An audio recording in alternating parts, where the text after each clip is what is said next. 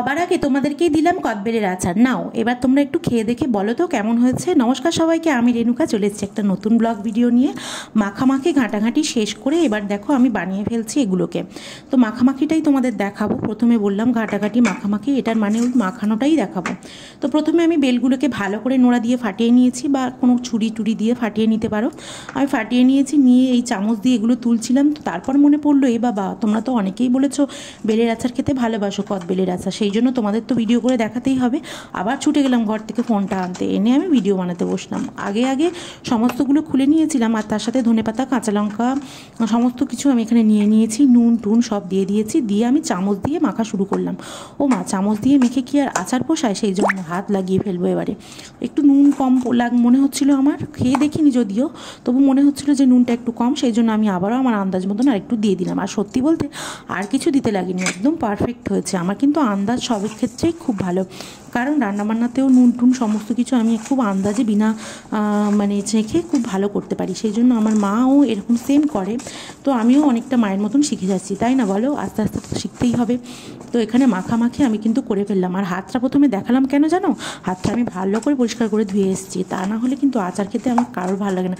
সত্যি বলতে তোমরা অনেকের মাখামাখি খেতে ভালোবাসো হয়তো, কিন্তু আমি আবার অনেকের মাখামাখি খেতে ভালোবাসি না।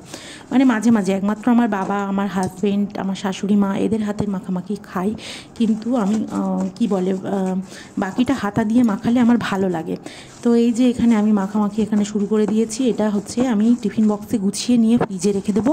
কালকে দুপুরে যখন সবাই খেতে বসবে, খাওয়ার পরে আমি একটু একটু করে সবাইকে দেবো, মানে খাওয়ার ভাত পাতে বা তারপরে যারা চাইবে তখন দেবো। কারণ বেলগুলো আমার খুব খুব পাকা মনে হচ্ছিলো আর লোভনীয় মনে হচ্ছিলো, এখন যদি না দিই তাহলে হবে না, না করে নিই আর কি আচারগুলো। এখানে ধনে পাতা ছিল, লেবু পাতা ছিল, কাঁচা লঙ্কা ছিল, নুন ছিল, সমস্ত কিছু দিয়েছি। আর এই যে দেখো, এটা হচ্ছে মিষ্টি ছাড়া প্রথমে বানিয়েছি, তারপর একটু মিষ্টি মিষ্টি দিয়েছিলাম, আর এটা তোমাদের জন্য তুলে দিয়েছি দেখো।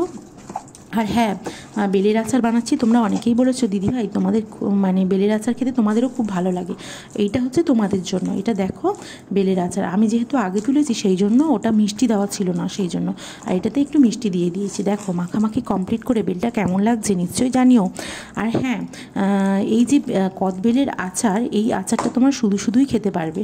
আর আমার শাশুড়ি মাও খেতে ভালোবাসেন, বরমশাই একটু টক পছন্দ করেন না বলে অতটা ভালোবাসেন না, কিন্তু অনেকেই খেতে ভালোবাসেন, সেই জন্য আজকে মাখিয়ে নিয়েছি। আর আমি একটা টিফিন বক্সে করে ভালো করে মানে বন্ধ করে টিফিন বক্সটা ফ্রিজের মধ্যে রেখে দেবো, যখন লাগবে একটু একটু করে বের করে খেতে থাকবো। আবার অনেকের ভালো লাগলে কি হয়, একেবারেই ফুরিয়ে যায়।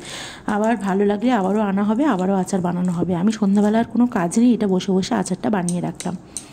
তো কেমন লেগেছে ভিডিওটা নিশ্চয়ই কমেন্ট করে জানিও। আর তোমাদেরকে বলবো তোমরাও বাড়িতে এরকমভাবে কদবেলের আচার বানিয়ে খেও, এই যে আচারটা তোমাদের জন্য।